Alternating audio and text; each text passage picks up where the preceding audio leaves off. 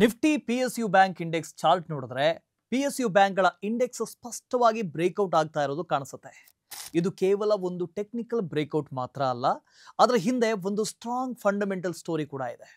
ಇದೇ ಸಮಯದಲ್ಲಿ HDFC ಮತ್ತು ಕೋಟಕ್ ಮಹೀಂದ್ರಾ ಬ್ಯಾಂಕ್ ರೀತಿಯ ಪ್ರೈವೇಟ್ ಬ್ಯಾಂಕ್ಗಳು ಸೈಡ್ ವೇಗೆ ಮೂವ್ ಆಗ್ತಾ ಇದೆ. ಆದರೆ ಆಶ್ಚರ್ಯ ಏನು ಅಂದ್ರೆ PSU ಬ್ಯಾಂಕ್ಗಳು, ಪಬ್ಲಿಕ್ ಸೆಕ್ಟರ್ ಅಂಡರ್ಟೇಕಿಂಗ್ ಬ್ಯಾಂಕ್ಗಳು ಮಾತ್ರ ಲಾಭ ಮಾಡ್ತಾ ಇದೆ. ಹೇಗೆ? ಅದಕ್ಕೆ ರೀಸನ್ ಕೂಡ ಇದೆ. ಮೊದಲ ಕಾರಣ, ಈ ಬ್ಯಾಂಕ್ಗಳು NPA ಅಂದ್ರೆ ನಾನ್ ಪರ್ಫಾರ್ಮಿಂಗ್ ಅಸೆಟ್ ಕ್ಲಿಯರ್ ಮಾಡಿದ್ದು. ಹಿಂದೆ PSU ಬ್ಯಾಂಕ್ಗಳು NPA ಅಂದ್ರೆ ಸಿಂಪಲ್ ಆಗಿ ಹೇಳೋದಾದ್ರೆ ಈ ತೀರಿಸಲಾಗದ ಸಾಲಗಳು ಅಂಥ ಸಾಲಗಳಲ್ಲಿ ತುಂಬಿ ಹೋಗಿತ್ತು. ಆದರೆ ಈಗ ಗ್ರಾಸ್ NPA FY21 ನಲ್ಲಿ 9% ಇದ್ದಿದ್ದು FY25 ನಲ್ಲಿ 9ರಿಂದ 2ಕ್ಕೆ ಇಳಿದಿದೆ, ಕುಸಿತ ಆಗಿದೆ. ಇದರ ಅರ್ಥ ಏನು ಅಂದ್ರೆ ಬ್ಯಾಂಕ್ಗಳಿಗೆ ಈಗ NPAಯ ಸಮಸ್ಯೆ ಇಲ್ಲ ಅಂತ. ಹಾಗಾಗಿ ಲಾಭ ಮಾಡೋ ಆಪರ್ಚುನಿಟಿ ಈ ಬ್ಯಾಂಕ್ಗಳಿಗೆ ಹೆಚ್ಚಾಗಿದೆ. ಇನ್ನು ಎರಡನೇ ಕಾರಣ, strong credit growth. Retail, MSME ಮತ್ತು ಇನ್ಫ್ರಾಸ್ಟ್ರಕ್ಚರ್ ಸಾಲದಲ್ಲಿ ಹೆಚ್ಚಳ ಆಗಿದೆ. 14 ವರ್ಷಗಳಲ್ಲಿ ಮೊದಲ ಬಾರಿಗೆ PSU ಬ್ಯಾಂಕ್ಗಳು ಪ್ರೈವೇಟ್ ಬ್ಯಾಂಕ್ಗಳಿಗಿಂತ ಹೆಚ್ಚಿನ ಲೋನ್ ಅನ್ನು ಕೊಟ್ಟಿದ್ದಾವೆ, ಲೋನ್ ಗ್ರೋತ್ ತೋರಿಸಿದಾವೆ. FY25ನ ಕೊನೆಯಲ್ಲಿ PSU ಬ್ಯಾಂಕ್ಗಳು ಸಾಲ ನೀಡೋದ್ರಲ್ಲಿ 13%ಗಿಂತ ಹೆಚ್ಚಿನ ಗ್ರೋತ್ ಅನ್ನು ತೋರಿಸಿದೆ. ಆದರೆ ಅದೇ ಹೊತ್ತಿಗೆ ಪ್ರೈವೇಟ್ ಬ್ಯಾಂಕ್ಗಳು ಬರೀ 9% ಸಾಲವನ್ನು ಮಾತ್ರ ಕೊಟ್ಟಿದ್ದಾವೆ. ಇನ್ನು ಮೂರನೇ ಕಾರಣ, ವೆರಿ ಇಂಪಾರ್ಟೆಂಟ್, ವ್ಯಾಲ್ಯೂಯೇಷನ್ ಹೆಚ್ಚಾಗಿರೋದು. PB ಅಂದ್ರೆ ಪ್ರೈಸ್ ಟು ಬುಕ್ ವ್ಯಾಲ್ಯೂ ರೇಷಿಯೋವನ್ನು ನೋಡಿದ್ರೆ PSU ಬ್ಯಾಂಕ್ಗಳು 1x ನಲ್ಲಿ ಟ್ರೇಡ್ ಮಾಡ್ತಾ ಇದ್ರೆ, ಪ್ರೈವೇಟ್ ಬ್ಯಾಂಕ್ಗಳು 2x ನಲ್ಲಿದ್ದಾವೆ. ಈಗ ನಾವು ವೆರಿ ಇಂಪಾರ್ಟೆಂಟ್ 3 ಬ್ರೇಕ್ಔಟ್ ಸ್ಟಾಕ್ಗಳ ಬಗ್ಗೆ ಮಾತಾಡೋಣ, ನೋಡೋಣ ಈ ವಿಡಿಯೋದಲ್ಲಿ.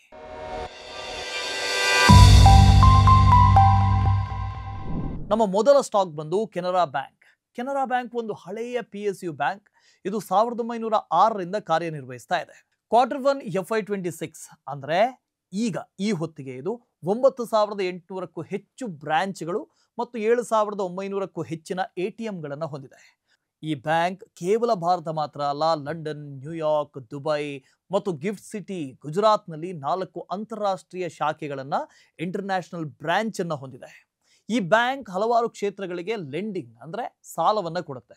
ಅದರಲ್ಲಿ ಪ್ರಮುಖದ್ದು ಅಂದ್ರೆ infrastructure 36%, NBFC 34%, commercial real estate 5% ಮತ್ತು ಇಂಜಿನಿಯರಿಂಗ್ 3%.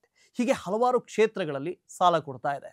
ಇನ್ನು ಬ್ಯಾಂಕ್ನ ಬೆಳವಣಿಗೆಯ ಕೋರ್ ಇಂಜಿನ್ ಯಾವುದು ಅಂದ್ರೆ ರಿಟೇಲ್, ಅಗ್ರಿಕಲ್ಚರ್ ಮತ್ತು MSME ಸೆಗ್ಮೆಂಟ್ಗಳು. ಈ ಕ್ವಾರ್ಟರ್ನಲ್ಲಿ ಈ ಸೆಗ್ಮೆಂಟ್ ಲೋನ್ ಬುಕ್ನ 58% ಅಂದ್ರೆ ಅರ್ಧಕ್ಕೂ ಹೆಚ್ಚಿದೆ. ಇದೇ Q1 FY25 ನಲ್ಲಿ ಈ ಪ್ರಮಾಣ 56% ಇತ್ತು. ಪ್ರೈಸ್ ಸ್ಟ್ರಕ್ಚರ್ ಅನ್ನು ನೋಡೋದಾದ್ರೆ ಸ್ಟಾಕ್ 2024ರ ಆರಂಭದಲ್ಲಿ ಒಂದು ಕನ್ಸಾಲಿಡೇಷನ್ ನಲ್ಲಿತ್ತು. ಕೇವಲ ಕೊನೆಯ ವಾರ ಸ್ಟಾಕ್ ಒಂದು ಪ್ಯಾರಲಲ್ ಚಾನೆಲ್ ಬ್ರೇಕ್ಔಟ್ ಅನ್ನು ಮಾಡಿ ಹೊಸ ಆಲ್ ಟೈಮ್ ಹೈ ಅನ್ನು ತಲುಪಿತು. ಆದರೆ ಗಮನಿಸಬೇಕಾದಂಥ ವಿಚಾರ ಅಂದ್ರೆ ಲೆವೆಲ್ 115ಕ್ಕಿಂತ ಕೆಳಗೆ ಬಂದ್ರೆ ಈ ಟ್ರೆಂಡ್ ಇನ್ವ್ಯಾಲಿಡ್ ಆಗುತ್ತೆ. ಈಗ ಬ್ಯಾಂಕ್ನ ಪ್ರಮುಖ ಮ್ಯಾಟ್ರಿಕ್ಸ್ಗಳನ್ನು ನೋಡೋಣ. Loan book growth 12.4%, 12.4% year on year ಇದೆ. ಇದು ಮುಖ್ಯವಾಗಿ ರಿಟೇಲ್, ಅಗ್ರಿ, MSME ಸೆಗ್ಮೆಂಟ್ ಇಂದ ಬಂದಿದೆ. ರಿಟೇಲ್ ಸಾಲಗಳು 34% ಗ್ರೋ ಆಗಿದೆ. ಅದೇ ಹೌಸಿಂಗ್ ಮತ್ತು ವೆಹಿಕಲ್ ಲೋನ್ಸ್ 2 ಅಂಕಿ ಬೆಳವಣಿಗೆಯನ್ನು ತೋರಿಸಿದೆ. ನೆಟ್ ಇಂಟ್ರೆಸ್ಟ್ ಮಾರ್ಜಿನ್ ಅಂದ್ರೆ ಬ್ಯಾಂಕ್ನ ಲೆಂಡಿಂಗ್ ಮತ್ತು ಡೆಪಾಸಿಟ್ನ ನಡುವೆ ಲಾಭದ ಮಿತಿ ಇಯರ್ ಆನ್ ಇಯರ್ 2.9% ನಿಂದ 2.55ಕ್ಕೆ ಕುಸಿತ ಆಗಿದೆ. ಯಾಕೆ ಅಂದ್ರೆ 100 BPS ರೆಪೋ ರೇಟ್ ನಲ್ಲಿ ಇಳಿಕೆ ಆಯ್ತಲ್ವಾ, ಅದರ ತಕ್ಷಣ ಲೋನ್ ರೇಟ್ಸ್ ನ ಮೇಲೆ ಪರಿಣಾಮ ಬೀರ್ತು. ಆದರೆ ಡೆಪಾಸಿಟ್ ರೇಟ್ಸ್ ನಂತರ ಲೇಟ್ ಆಗಿ ರೀಪ್ರೈಸ್ ಆಯಿತು. So short term margin pressure ಉಂಟಾಯಿತು. ನೆಟ್ NPA ಇದು ಲೋನ್ಸ್ ಡಿಫಾಲ್ಟ್ ರೇಷಿಯೋವನ್ನು ಸೂಚಿಸುತ್ತೆ. ಇಯರ್ ಆನ್ ಇಯರ್ 1.24% ನಿಂದ 0.63%ಗೆ ಕುಸಿದಿದೆ. ಯಾಕೆ ಅಂದ್ರೆ ಸ್ಲಿಪ್ಪೇಜ್ ಕಡಿಮೆ ಇತ್ತು, 0.8% ಇತ್ತು ಮತ್ತು ಬುಕ್ ಕ್ಲೀನ್ ಇಟ್ಕೊಂಡಿತ್ತು. ಈಗ ಬ್ಯಾಂಕ್ನ ಫಿನಾನ್ಷಿಯಲ್ಸ್ನ ನೋಡೋಣ. ಟೋಟಲ್ ಇನ್ಕಮ್, ಫೀ ಇನ್ಕಮ್ನ 16% ಇಯರ್ ಆನ್ ಇಯರ್ ಹೆಚ್ಚಳವಾಗಿದೆ. ಟ್ರೆಜರಿ ಬದಿಯಲ್ಲಿ OMO ಓಪನ್ ಮಾರ್ಕೆಟ್ ಆಪರೇಷನ್ಸ್ಗಳಿಂದ ಲಾಭ ಮತ್ತು ಪ್ರಯಾರಿಟಿ ಸೆಕ್ಟರ್ ಲೆಂಡಿಂಗ್ ಡೀಲ್ಸ್ನಿಂದ 3% ಹೆಚ್ಚಿನ ಆದಾಯ ಬಂದಿದೆ. ಪ್ರಾವಿಷನ್ ಸ್ವಲ್ಪ ಹೆಚ್ಚು ಡೆವಲಪ್ ಆಗಿದೆ. ಯಾಕೆ ಅಂದ್ರೆ ಬ್ಯಾಂಕ್ 2 ದೊಡ್ಡ ಅಕೌಂಟ್ಸ್ಗಳ ಮೇಲೆ 1200 ಕೋಟಿ ಬಫರ್ ಅರ್ನ್ ಮಾಡಿತು. ಒಂದು ರಿಯಲ್ ಎಸ್ಟೇಟ್ ಪ್ರಾಜೆಕ್ಟ್, ಅದರಲ್ಲಿ ಮತ್ತೊಂದು ನೀರಾವರಿಯ ಸಾಲ. ಈ ಸಾಲಗಳು ಬ್ಯಾಡ್ ಲೋನ್ ಆಗುವಂತ ರಿಸ್ಕ್ ಕೂಡ ಹೆಚ್ಚಾಗಿದೆ. Net profit 21% year on year growth ಆಗಿದೆ. ಆಪರೇಟಿಂಗ್ ಪ್ರಾಫಿಟ್ ಹೆಚ್ಚಾಗಿದ್ದರಿಂದ ಕ್ರೆಡಿಟ್ ಕಾಸ್ಟ್ ನಿಯಂತ್ರಣದಲ್ಲಿದೆ ಮತ್ತು treasury priority sector lending certificates ಮತ್ತು ಫೀ ಇನ್ಕಮ್ ಸೇರಿ ಪ್ರಾಫಿಟ್ ಬೆಳೆಸುವಲ್ಲಿ ಕೆಲಸ ಮಾಡಿದೆ. ಇನ್ನು ಮ್ಯಾನೇಜ್ಮೆಂಟ್ ಹೇಳೋ ಪ್ರಕಾರ FY26 ನಲ್ಲಿ 11 to 12% 11ರಿಂದ 12% ಕ್ರೆಡಿಟ್ ಗ್ರೋತ್ ಅನ್ನ ಸಾಧಿಸಬಹುದು. RAM ಸೆಗ್ಮೆಂಟ್ 15% ಮತ್ತು ಕಾರ್ಪೊರೇಟ್ ಬುಕ್ 10% ಬೆಳೆಯುತ್ತೆ ಅನ್ನೋ ನಿರೀಕ್ಷೆ ಕೂಡ ಇದೆ. ಬ್ಯಾಂಕ್ ಈ ರೀತಿಯಾಗಿ ಹೇಳ್ತಾ ಇದೆ, ಮ್ಯಾನೇಜ್ಮೆಂಟ್ ಹೇಳ್ತಾ ಇದೆ. ಈಗ ರಿಸ್ಕ್ ಮತ್ತು ಚಾಲೆಂಜಸ್ ಅನ್ನ ಕೊನೆಯದಾಗಿ ನೋಡೋಣ. ಕೆನರಾ ಬ್ಯಾಂಕ್ ಇರುವಂತಹ ಒಂದು ಮೇಜರ್ ರಿಸ್ಕ್ ಅಂದ್ರೆ ಅದು ಲೋ CASA ರೇಷಿಯೋ, ಅಂದ್ರೆ ಕರೆಂಟ್ ಮತ್ತು ಸೇವಿಂಗ್ಸ್ ಅಕೌಂಟ್ ಡೆಪಾಸಿಟ್ಸ್. ಇದು ಈಗ 29ರಿಂದ 30% ಇದೆ. ಇದರಿಂದ ಬ್ಯಾಂಕ್ಗೆ ಲೋ ಕಾಸ್ಟ್ ಫಂಡ್ ಸಿಗುತ್ತೆ. ಕಡಿಮೆ CASA ರೇಷಿಯೋ ಅಂದ್ರೆ ಅದರ ಅರ್ಥ ಬ್ಯಾಂಕ್ ಹೆಚ್ಚುವರಿ ಹಣವನ್ನ ಹೈ ಇಂಟ್ರೆಸ್ಟ್ ಫಿಕ್ಸ್ಡ್ ಡೆಪಾಸಿಟ್ಸ್ ನ ಮೂಲಕ ಪಡೆದುಕೊಳ್ಳಬೇಕಾಗತ್ತೆ ಅಂತ. RBI ದರ ಕಡಿಮೆ ಮಾಡಿದ್ರೆ ಲೋನ್ ರೇಟ್ಸ್ ತಕ್ಷಣ ಕುಸಿಯುತ್ತೆ, ಆದರೆ ಡೆಪಾಸಿಟ್ ರೇಟ್ಸ್ ನಂತರ ರೀಪ್ರೈಸ್ ಆಗುತ್ತೆ ಮತ್ತು ಈ ಡಿಲೇ ಬ್ಯಾಂಕ್ನ ಮಾರ್ಜಿನ್ಸ್ನ ಮೇಲೆ ಪ್ರೆಷರ್ ಕ್ರಿಯೇಟ್ ಮಾಡುತ್ತೆ. ಸೊ ಇದಿಷ್ಟು ನಮ್ಮ ಮೊದಲ ಸ್ಟಾಕ್ನ ಬಗ್ಗೆ. ಈಗ ನಮ್ಮ ಎರಡನೇ stock bank of Baroda. Bank of Baroda ಅಥವಾ BOB personal banking, corporate banking, international banking, SME banking, rural banking, NRI service ಮತ್ತು ಟ್ರೆಜರಿ ಆಪರೇಷನ್ ಸೇರಿ ವಿವಿಧ ಸೇವೆಗಳನ್ನು ಈ ಬ್ಯಾಂಕ್ ಒದಗಿಸ್ತಾ ಇದೆ. FY25ನ ಹೊತ್ತಿಗೆ ಇದು ಭಾರತದಾದ್ಯಂತ ಒಟ್ಟು 8,400ಕ್ಕೂ ಹೆಚ್ಚು ಶಾಖೆಗಳು ಮತ್ತು 9,300ಕ್ಕೂ ಹೆಚ್ಚಿನ ATMಗಳನ್ನು ಹೊಂದಿತ್ತು. ಇನ್ನು ಬ್ಯಾಂಕ್ನ ಪ್ರೆಸೆನ್ಸ್ ಕೇವಲ ಭಾರತಕ್ಕೆ ಮಾತ್ರ ಸೀಮಿತವಾಗಿಲ್ಲ, ಇದು ವಿಶ್ವದ ಒಟ್ಟು 17 ದೇಶಗಳಲ್ಲಿ ಕೆಲಸ ಮಾಡ್ತಾ ಇದೆ, ಕಾರ್ಯನಿರ್ವಹಿಸ್ತಾ ಇದೆ. ಇನ್ನು ಬ್ಯಾಂಕ್ ಬಹುವಿಧ ಕ್ಷೇತ್ರಗಳಿಗೆ ಲೆಂಡಿಂಗ್ ಅನ್ನು ಒದಗಿಸುತ್ತೆ, ಅಂದ್ರೆ ಸಾಲ ನೀಡುತ್ತೆ. ಇದರಲ್ಲಿ ಪ್ರಮುಖವಾದದ್ದು ಅಂದ್ರೆ ಇನ್ಫ್ರಾಸ್ಟ್ರಕ್ಚರ್ 13%, ಅಗ್ರಿಕಲ್ಚರ್ 16%, ರಿಟೇಲ್ ಲೋನ್ಸ್ 28% ಸೇರಿದೆ. ಅದರಲ್ಲಿ ಪ್ರಮುಖವಾಗಿ ರಿಟೇಲ್, ಅಗ್ರಿಕಲ್ಚರ್ ಮತ್ತು MSME ಸೆಗ್ಮೆಂಟ್ ಮುಖ್ಯವಾಗಿ ಈ ಬ್ಯಾಂಕ್ನ ಗ್ರೋತ್ ಎಂಜಿನ್ ಅಂತ ಹೇಳ್ಬೋದು. Q1 FY26 ನಲ್ಲಿ 18% ಇಯರ್ ಆನ್ ಇಯರ್ ಬೆಳೆದಿತ್ತು. ಈ ಕ್ವಾರ್ಟರ್ನಲ್ಲಿ ಈ ಸೆಗ್ಮೆಂಟ್ ಲೋನ್ ಬುಕ್ನ 63% ಇತ್ತು. ಈಗ technical analysis. Bank of Baroda stock ಒಂದು down trend parallel channel breakout ನೀಡಿದೆ, ನಂತರ ಕನ್ಸಾಲಿಡೇಷನ್ ಆಗ್ತಾ ಹೋಗಿದೆ. ಟೆಕ್ನಿಕಲಿ ಇದು ಒಂದು ಟ್ರೆಂಡ್ ರಿವರ್ಸಲ್ ಬ್ರೇಕ್ಔಟ್. ಆದರೆ ಗಮನಿಸಿ, ಸ್ಟಾಕ್ 245ಕ್ಕಿಂತ ಕೆಳಗೆ ಬಿದ್ದರೆ ಈ ಟ್ರೆಂಡ್ ಇನ್ವ್ಯಾಲಿಡ್ ಆಗುತ್ತೆ. ಈಗ ಬ್ಯಾಂಕ್ನ ಮುಖ್ಯ ಮ್ಯಾಟ್ರಿಕ್ಸ್ಗಳನ್ನು ನೋಡೋಣ. Q1 FY26 ನಲ್ಲಿ loan book growth 12.6% year on year ಇತ್ತು ಮತ್ತು ಮ್ಯಾನೇಜ್ಮೆಂಟ್ FY26ಗೆ 11 to 13% ಅಂದರೆ 11ರಿಂದ 13% ಗ್ರೋತ್ ಪ್ರೆಡಿಕ್ಟ್ ಮಾಡಿದೆ.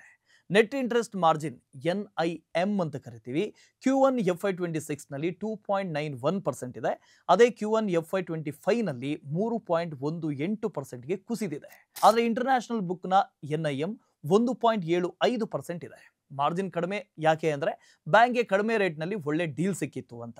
ಇನ್ನು ಮ್ಯಾನೇಜ್ಮೆಂಟ್ ಹೇಳೋ ಪ್ರಕಾರ ಡೊಮೆಸ್ಟಿಕ್ ಮಾರ್ಜಿನ್ಸ್ 3%ನ ಆಸುಪಾಸ್ನಲ್ಲಿ ಕಂಫರ್ಟೇಬಲ್ ಝೋನ್ನಲ್ಲಿದೆ. ಆದರೆ ಅಲ್ಪಾವಧಿ ಒತ್ತಡ, ರೇಟ್ ಕಟ್ಸ್ನಿಂದಾಗಿ ಶಾರ್ಟ್ ಟರ್ಮ್ ಪ್ರೆಷರ್ ಇರುವ ಸಾಧ್ಯತೆ ಕೂಡ ಇದೆ. ಈಗ net NPA 0.69% year on year ಇಂದ 0.6%ಗೆ ಕುಸಿತ ಆಗಿದೆ. ಆದರೆ ಅಸೆಟ್ ಕ್ವಾಲಿಟಿ ಸ್ಟ್ರಾಂಗ್ ಇದೆ, ರಿಕವರಿ ಸ್ಟೇಬಲ್ ಇದೆ ಮತ್ತು ಫ್ರೆಶ್ ಸ್ಲ್ಯಾಪೇಜ್ ಕೂಡ ಇದೆ. ಇನ್ನು Q1 FY26 ನಲ್ಲಿ bank of Baroda mixed performance ಅನ್ನು ಕೊಟ್ಟಿದೆ. Net interest income almost flat ಆಗಿದೆ, ಯಾಕೆಂದರೆ ಲೋನ್ ಗ್ರೋತ್ ಸ್ಟೇಬಲ್ ಆಗಿದೆ ಹಾಗಾಗಿ. ಆದರೆ ಮಾರ್ಜಿನ್ಸ್ ಮಾತ್ರ 3.18% ಇಂದ 2.91%ಗೆ ಕುಸಿತ ಆಗಿದೆ. ಕಾರಣ ಏನು ಅಂದರೆ ರೆಪೋ ರೇಟ್ ಕಟ್ಸ್ನಿಂದಾಗಿ, ಅದರ ಪರಿಣಾಮದಿಂದಾಗಿ. ಇದರ ಲೆಂಡಿಂಗ್ ರೇಟ್ಸ್ ತುಂಬ ವೇಗವಾಗಿ ಕುಸಿತು, ಆದರೆ ಡೆಪಾಸಿಟ್ ಕಾಸ್ಟ್ ನಂತರ ರೀಪ್ರೈಸ್ ಕೂಡ ಆಗಿದೆ. ಈಗ ಟ್ರೆಜರಿ ಮತ್ತು ಫೀ ಬೇಸ್ಡ್ ಬಿಸ್ನೆಸಸ್ ಆಧಾರವಾಗಿ ನಾನ್ ಇಂಟ್ರೆಸ್ಟ್ ಇನ್ಕಮ್ 19% ಸ್ಟ್ರಾಂಗ್ ಆಗಿ ಇಯರ್ ಆನ್ ಇಯರ್ ಗ್ರೋತ್ ಅನ್ನು ತೋರಿಸ್ತಾ ಇದೆ. ಕೆಲವು ದೊಡ್ಡ ಅಕೌಂಟ್ಸ್ಗಳ ಕಾಷಿಯಸ್ ಪ್ರೊವಿಷನಿಂಗ್ ಮತ್ತು ಹೆಚ್ಚಿನ ಕ್ರೆಡಿಟ್ ಕಾಸ್ಟ್ ನಿಂದಾಗಿ provisions 40% year on year sharp ಆಗಿ ಬೆಳೆದಿದೆ. ಇದರಿಂದ 27% ಇಯರ್ ಆನ್ ಇಯರ್ ಕುಸಿತದೊಂದಿಗೆ ನೆಟ್ ಪ್ರಾಫಿಟ್ 3,469 ಕೋಟಿಯಲ್ಲಿ ಸ್ಟೇಬಲ್ ಆಗಿ ನಿಂತಿದೆ. ಈಗ ಗ್ರೋತ್ ಔಟ್ಲುಕ್ ಅನ್ನು ನೋಡೋಣ. ಬ್ಯಾಂಕ್ ಆಫ್ ಬರೋಡಾದ RAM book retail, agri, MSME ಈಗ ಟೋಟಲ್ ಲೋನ್ ಬುಕ್ನ 62.7% ಇದೆ. ಇದು 2 ವರ್ಷದ ಹಿಂದೆ ಕೇವಲ 57% ಇತ್ತು. ಮ್ಯಾನೇಜ್ಮೆಂಟ್ನ ಗುರಿ ಏನು ಅಂದ್ರೆ RAM ಮಿಕ್ಸ್ ಅನ್ನ 65% ಅಂದ್ರೆ ಮುಂದಿನ 2-3 ವರ್ಷಗಳಲ್ಲಿ 65%ಗೆ ಹೆಚ್ಚಿಸೋದು. ಇದರಿಂದ ಬುಕ್ ಗ್ರ್ಯಾನ್ಯುಲರ್ ಅಥವಾ ಲೋವರ್ ರಿಸ್ಕ್ ಆಗಲಿ ಅನ್ನೋದು ಮ್ಯಾನೇಜ್ಮೆಂಟ್ನ ಉದ್ದೇಶ. ಅಪಾಯ ಮತ್ತು ಸವಾಲುಗಳು, ರಿಸ್ಕ್, ಇದನ್ನು ನೋಡೋಣ. ಮಾರ್ಜಿನ್ ಸಾಫ್ಟ್ನೆಸ್ ಮತ್ತು ಹೈ ಪ್ರೊವಿಷನಿಂಗ್ ಈ ಎರಡೂ ಬ್ಯಾಂಕ್ನ ಅಲ್ಪಾವಧಿ ಲಾಭಗಳ ಮೇಲೆ ಪ್ರಭಾವ ಬೀರಬಹುದು. ರೇಟ್ ಕಟ್ಸ್ ಮತ್ತು ಕಾನ್ಷಿಯಸ್ ಪ್ರೊವಿಷನಿಂಗ್ನ ಟ್ರೆಂಡ್ ಕಂಟಿನ್ಯೂ ಆಗಿರೋದ್ರಿಂದ ಅರ್ನಿಂಗ್ಸ್ನ ಮೇಲೆ ಅಲ್ಪಾವಧಿ ಒತ್ತಡ ಅಂದರೆ ಅಲ್ಪಾವಧಿಯ ಪ್ರೆಷರ್ ಆಗುವಂಥ ಅಪಾಯ ಇದೆ ಈ ಬ್ಯಾಂಕ್ಗೆ. ಇದು ನಮ್ಮ ಎರಡನೇ ಸ್ಟಾಕ್. ಈಗ ನಮ್ಮ ಮುಂದಿನ ಮತ್ತು ಅಂತಿಮ stock Indian bank. Indian bank ಒಂದು ಮೀಡಿಯಂ ಸೈಜ್ಡ್ ಮಧ್ಯಮ ಗಾತ್ರದ ಪಬ್ಲಿಕ್ ಸೆಕ್ಟರ್ ಬ್ಯಾಂಕ್ ಆಗಿದ್ದು 1907ರಲ್ಲಿ ಪ್ರಾರಂಭ ಆಯಿತು. ಮುಖ್ಯ ಸೆಗ್ಮೆಂಟ್ಸ್ ಟ್ರೆಜರಿ, ಕಾರ್ಪೊರೇಟ್ ಮತ್ತು ರಿಟೇಲ್ ಬ್ಯಾಂಕಿಂಗ್ಗಳು. Q1 FY26ನ ಹೊತ್ತಿಗೆ ಇದು ಭಾರತದಾದ್ಯಂತ ಒಟ್ಟು 5,900ಕ್ಕೂ ಹೆಚ್ಚು ಶಾಖೆಗಳು ಅಂದರೆ ಬ್ರಾಂಚ್ಗಳು ಮತ್ತು 5,400ಕ್ಕೂ ಹೆಚ್ಚಿನ ATMಗಳನ್ನು ಹೊಂದಿತ್ತು. ಬ್ಯಾಂಕ್ 4 ವಿದೇಶಿ ಶಾಖೆಗಳನ್ನು ಕೂಡ ಹೊಂದಿದೆ, ಕೇವಲ ಭಾರತದಲ್ಲಿ ಮಾತ್ರ ಅಲ್ಲ. ಬ್ಯಾಂಕ್ ಬೇರೆ ಬೇರೆ ಕ್ಷೇತ್ರಗಳಿಗೆ ಲೆಂಡಿಂಗ್ ಅನ್ನು ಒದಗಿಸುತ್ತೆ, ಸಾಲ ಕೊಡುತ್ತೆ. ಇದರಲ್ಲಿ ಇನ್ಫ್ರಾಸ್ಟ್ರಕ್ಚರ್ ಒಟ್ಟು 10% ಇದೆ, ಅಗ್ರಿಕಲ್ಚರ್ 26%, ರಿಟೇಲ್ ಲೋನ್ಸ್ 22% ಇಷ್ಟು ಸೇರ್ಕೊಂಡಿದ್ದಾವೆ. ಇಂಡಿಯನ್ ಬ್ಯಾಂಕ್ಗೆ ರಿಟೇಲ್, ಅಗ್ರಿಕಲ್ಚರ್, MSME ಈ ಸೆಗ್ಮೆಂಟ್ಗಳು ಗ್ರೋತ್ನ ಮೂಲ ಇಂಜಿನ್ಗಳು, ಪ್ರಮುಖ ಇಂಜಿನ್ಗಳು. ಈಗ Q1 FY26ನಲ್ಲಿ 16% year on year growth ಆಗಿದೆ. ಈ ಕ್ವಾರ್ಟರ್ನಲ್ಲಿ ಈ ಸೆಗ್ಮೆಂಟ್ ಲೋನ್ ಬುಕ್ನ 65% ಇದೆ. ಈಗ ಬ್ಯಾಂಕ್ನ ಮುಖ್ಯ ಮ್ಯಾಟ್ರಿಕ್ಸ್ಗಳನ್ನು ನೋಡೋಣ. Q1 FY26ನಲ್ಲಿ ಲೋನ್ ಬುಕ್ ಗ್ರೋತ್ 11.5% ಇತ್ತು ಮತ್ತು ಮ್ಯಾನೇಜ್ಮೆಂಟ್ FY26ಗೆ 10ರಿಂದ 12% ಗ್ರೋತ್, ಅದು ಇಯರ್ ಆನ್ ಇಯರ್ ಗ್ರೋತ್ ಅನ್ನು ಸೂಚಿಸಿದೆ, ಅಂದರೆ ಪ್ರೆಡಿಕ್ಟ್ ಮಾಡಿದೆ. ನೆಟ್ ಇಂಟ್ರೆಸ್ಟ್ ಮಾರ್ಜಿನ್ NIM 3.44% ಇಂದ ಕುಸಿದು 3.23% ಆಗಿದೆ. ಅದು ಯಾಕೆ ಅಂದರೆ 100 BPS ರೆಪೋ ರೇಟನ್ನು ಕಟ್ ಮಾಡಿದ ಪರಿಣಾಮವಾಗಿ ತಕ್ಷಣ ಈ ಪ್ರಭಾವ ಲೋನ್ ರೇಟ್ಸ್ನ ಮೇಲಾಗಿದೆ. ಆದರೆ ಡೆಪಾಸಿಟ್ ರೇಟ್ಸ್ ನಂತರ ರೀಪ್ರೈಸ್ ಆಗಿ ಅಲ್ಪಾವಧಿ ಮಾರ್ಜಿನ್ ಪ್ರೆಷರ್ನ ಕ್ರಿಯೇಟ್ ಮಾಡ್ತು. ಬ್ಯಾಂಕ್ 3.15ರಿಂದ 3.3% NIM ಗೈಡೆನ್ಸ್ ಮತ್ತು ಹೆಚ್ಚಿನ ರೇಟ್ ಕಟ್ಸ್ ಮಾರ್ಜಿನ್ನ ಮೇಲೆ ಪ್ರೆಷರ್ ಕ್ರಿಯೇಟ್ ಮಾಡಬಹುದು. ಈಗ net NPA 0.39% year on year ಇಂದ 0.18%ಗೆ ಕುಸಿದಿದೆ. ಯಾಕೆ ಅಂದರೆ ಸ್ಲ್ಯಾಪೇಜ್ ಕಡಿಮೆ ಇದ್ದು ರಿಕವರಿ ರೇಟ್ಸ್ 0.94%ರಲ್ಲಿ ಸ್ಥಿರವಾಗಿದೆ, ಸ್ಟ್ಯಾಗ್ನೆಂಟ್ ಆಗಿದೆ. ಈಗ ಟೆಕ್ನಿಕಲ್ ಅನಾಲಿಸಿಸ್ ಅನ್ನು ನೋಡೋಣ. ಇಂಡಿಯನ್ ಬ್ಯಾಂಕ್ ಈಗಾಗಲೇ ಒಂದು ಬ್ರೇಕ್ಔಟ್ ಅನ್ನು ಕೊಟ್ಟು ಒಂದು ರ್ಯಾಲಿ ತೋರಿಸಿದೆ. ಆದರೆ ಇದೊಂದು ಎಕ್ಸ್ಟೆಂಡೆಡ್ ಮೂವ್ ಆಗಿದ್ದು ಉತ್ತಮ ರಿಸ್ಕ್ ರಿವಾರ್ಡ್ಗಾಗಿ ಪ್ರಸ್ತುತ ಮಟ್ಟದಲ್ಲಿ ಬೆಲೆ ತನ್ನ ಬ್ರೇಕ್ಔಟ್ ರೀಟೆಸ್ಟ್ ಲೆವೆಲ್ಗೆ ರಿಟರ್ನ್ ಆಗುತ್ತಾ ಅನ್ನೋದನ್ನ ನೋಡಬೇಕಾಗಿದೆ. ಇಲ್ಲಿ ಒಂದು ಅಂಶವನ್ನು ನೀವು ಗಮನಿಸಲೇಬೇಕು. ಸ್ಟಾಕ್ 640 ಲೆವೆಲ್ಸ್ಗಿಂತ ಕೆಳಗೆ ಬಂದರೆ ಈ ಸ್ಟಾಕ್ ಅಮಾನ್ಯವಾಗತ್ತೆ, ಈ ಸ್ಟಾಕ್ನ ಟ್ರೆಂಡ್ ಇನ್ವ್ಯಾಲಿಡ್ ಆಗುತ್ತೆ. ಈಗ ಬ್ಯಾಂಕ್ನ ಫಿನಾನ್ಷಿಯಲ್ಸ್ ಅನ್ನು ನೋಡೋಣ. ನೆಟ್ ಇಂಟ್ರೆಸ್ಟ್ ಇನ್ಕಮ್ ಕೇವಲ 3% ಇಯರ್ ಆನ್ ಇಯರ್ ಬೆಳೆದಿದೆ. ಅಲ್ಪಾವಧಿ ಮಾರ್ಜಿನ್ ಪ್ರೆಷರ್ ಹಾಗೇ ಇದೆ. ಅದೇ ಸಮಯದಲ್ಲಿ ನಾನ್ ಇಂಟ್ರೆಸ್ಟ್ ಇನ್ಕಮ್ 28% ಹೆಚ್ಚು ಕುಸಿದು ಟ್ರೆಜರಿ ಮತ್ತು ಫೀ ಇನ್ಕಮ್ ಹೆಚ್ಚಾಗಿದೆ. ಆದರೆ ಕ್ವಾರ್ಟರ್ ಆನ್ ಕ್ವಾರ್ಟರ್ ಕುಸಿತಾ ಇರೋದು ಯಾಕೆ ಅಂದರೆ ಹಿಂದಿನ ಕ್ವಾರ್ಟರ್ನಲ್ಲಿ ತೆರಿಗೆ ರೀಫಂಡ್ಸ್ ಮತ್ತು ಪೆನಾಲ್ಟಿ ರಿಕವರೀಸ್ನಿಂದ ಒನ್ ಟೈಮ್ ಗೇನ್ ಸೇರಿತ್ತು. ಈ ಕಾರಣದಿಂದಾಗಿ ಕುಸಿತ ಆಗ್ತಾ ಇದೆ. ಈಗ ಪ್ರೊವಿಷನ್ಸ್ ತೀವ್ರವಾಗಿ ಕುಸಿದಿದೆ, ಆಲ್ಮೋಸ್ಟ್ 45% ಇಯರ್ ಆನ್ ಇಯರ್ ಕೆಳಗೆ ಬಿದ್ದಿದೆ. NPAಗಳು ಕ್ಲಿಯರ್ ಆಗಿದೆ ಮತ್ತು ರಿಕವರಿ ಸ್ಟ್ರಾಂಗ್ ಆಗಿದೆ. 0.94%ನಲ್ಲಿ ಸ್ಲಿಪ್ಪೇಜ್ ಕೂಡ ಇದೆ. Net profit 24% year on year ಕುಸಿದು 2,973 ಕೋಟಿ ಆಗಿದೆ. ಇದರ ಅರ್ಥ ಏನು ಅಂದರೆ ಬಾಟಮ್ ಲೈನ್ ನಾನ್ ಇಂಟ್ರೆಸ್ಟ್ ಇನ್ಕಮ್ ಮತ್ತು lower provisions door margin pressure ಸಹ ಸಪೋರ್ಟ್ ಮಾಡಿತ್ತು ಅಂತ. ಈಗ ಮ್ಯಾನೇಜ್ಮೆಂಟ್ FY26ಗೆ 10ರಿಂದ 12% ಕ್ರೆಡಿಟ್ ಗ್ರೋತ್ನ ಸೂಚನೆಯನ್ನು ಕೊಟ್ಟಿದೆ. ಅಂದರೆ 10ರಿಂದ 12% ಸಾಲ ನೀಡಿಕೆಯ ಪ್ರಮಾಣವನ್ನು ನಾವು ಹೆಚ್ಚು ಮಾಡ್ತೀವಿ ಅಂತ ಹೇಳಿದೆ. ಅಪಾಯಗಳು ಮತ್ತು ಸವಾಲುಗಳು ಅಂದರೆ ರಿಸ್ಕ್ ಏನು ಅಂತ ನೋಡೋಣ. ಇಂಡಿಯನ್ ಬ್ಯಾಂಕ್ನ CASA ರೇಷಿಯೋ ಮೇನಲ್ಲಿ 40.17% ಇಂದ ಕುಸಿದು 38.97% ಆಗಿತ್ತು. ಮ್ಯಾನೇಜ್ಮೆಂಟ್ ಸೂಚನೆ ಹೇಳುವಂತೆ 40%ಗಿಂತ ಮೇಲೆ ಅದನ್ನು ನಿರ್ವಹಿಸುವುದು ಸವಾಲು ಅಂತ. ಗೌರ್ಮೆಂಟ್ JIT ಅಂದರೆ ಜಸ್ಟ್ ಇನ್ ಟೈಮ್ ಪೇಮೆಂಟ್ಗಳು ಮತ್ತು ಆಲ್ಟರ್ನೇಟಿವ್ ಸೇವಿಂಗ್ಸ್ ಆಪ್ಷನ್ಸ್ ಜೊತೆಗೆ ಈ ಪ್ರೈವೇಟ್ ಬ್ಯಾಂಕ್ಸ್ ಮತ್ತು ಈ ಫಿನ್ಟೆಕ್ನಿಂದ ತೀವ್ರ ಸ್ಪರ್ಧೆ ಇದೆ. ಇದು ಈ ಸ್ಟಾಕ್ನ ಮತ್ತೊಂದು ಮೇಜರ್ ರಿಸ್ಕ್. ಇವಿಷ್ಟು ಈ 3 ಸ್ಟಾಕ್ಗಳ ಬಗ್ಗೆ. ಈಗ ಎಲ್ಲ 3 ಬ್ಯಾಂಕ್ಗಳ ಮೇಜರ್ ಮ್ಯಾಟ್ರಿಕ್ಸ್ ಅನ್ನ ಹೋಲಿಕೆ ಮಾಡಿ ನೋಡೋಣ. CASA ರೇಷಿಯೋ ನೋಡಿದ್ರೆ ಬ್ಯಾಂಕ್ ಆಫ್ ಬರೋಡಾದು 39.3% ಇದೆ, ಇಂಡಿಯನ್ ಬ್ಯಾಂಕ್ನದು 38.9% ಇದೆ, ಅದೇ ಕೆನರಾ ಬ್ಯಾಂಕ್ನದ್ದು 29.5% ಇದೆ. ಜೊತೆಗೆ ಫಂಡಿಂಗ್ ಮಿಕ್ಸ್ ಸ್ಟೇಬಲ್ ಆಗಿದೆ. ಆದರೆ ಕೆನರಾ ಬ್ಯಾಂಕ್ ಸುಧಾರಣೆಗೆ ಸ್ವಲ್ಪ ಸ್ಪೇಸ್ ಇದೆ, ರೂಮ್ ಇದೆ ಅಂತ ಅನಿಸ್ತಾ ಇದೆ. ಈಗ NIM ಮಾರ್ಜಿನ್ ನ ಕಡೆಗೆ ಸ್ವಲ್ಪ ಸ್ಕ್ವೀಸ್ ಆದ ರೀತಿಯಲ್ಲಿ ಕಾಣಿಸ್ತಾ ಇದೆ. ಇಂಡಿಯನ್ ಬ್ಯಾಂಕ್ 3.23% ಇದೆ, BOB 2.91% ಇದೆ, ಕೆನರಾ 2.55% ಇದೆ. ಇದು ರೇಟ್ ಕಟ್ಸ್ ಮತ್ತು ಡಿಲೇಡ್ ಡೆಪಾಸಿಟ್ ಪ್ರೈಸಿಂಗ್ ನ ಪರಿಣಾಮವನ್ನ ಎತ್ತಿ ತೋರಿಸ್ತಾ ಇದೆ. ಅಸೆಟ್ ಕ್ವಾಲಿಟಿ ಮುಂದಿರುವಂತ ಒಂದು ಪಾಸಿಟಿವ್ ಅಂದ್ರೆ ಎಲ್ಲಾ 3 ಬ್ಯಾಂಕ್ಗಳ ಗ್ರಾಸ್ NPAs 3% ಕೆಳಗೆ ಬಿದ್ದಿದೆ ಮತ್ತು ಒಂದು ಪಾಯಿಂಟ್ ನಲ್ಲಿ ಡಬಲ್ ಡಿಜಿಟ್ ಇದ್ದಂತ NPAಗಳನ್ನ ನಿಯಂತ್ರಿಸಿರೋದು ಈ ಬ್ಯಾಂಕ್ಗಳು ಸುಧಾರಿಸಿದಾವೆ ಅನ್ನೋದನ್ನ ತೋರಿಸುತ್ತೆ. ಮತ್ತು ಕೊನೆಯದಾಗಿ ಕ್ಯಾಪಿಟಲ್ ಅಡೆಕ್ವೆಸಿ ರೇಷಿಯೋ 16ರಿಂದ 18% ರೇಂಜ್ ನಲ್ಲಿ ತುಂಬಾನೇ ಸ್ಟ್ರಾಂಗ್ ಆಗಿದೆ.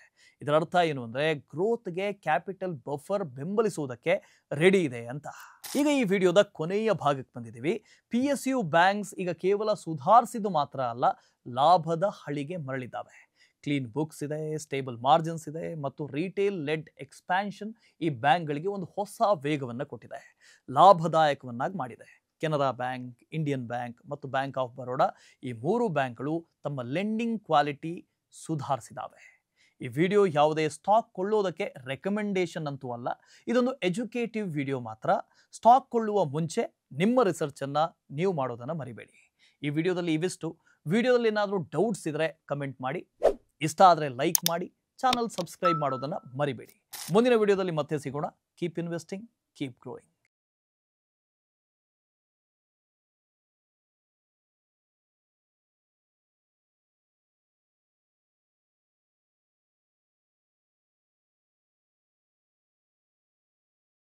Investment in securities market are subject to market risks. Read all the related documents carefully before investing. Please read the risk disclosure documents carefully before investing in equity shares, derivatives, mutual fund, and or other instruments traded on the stock exchanges.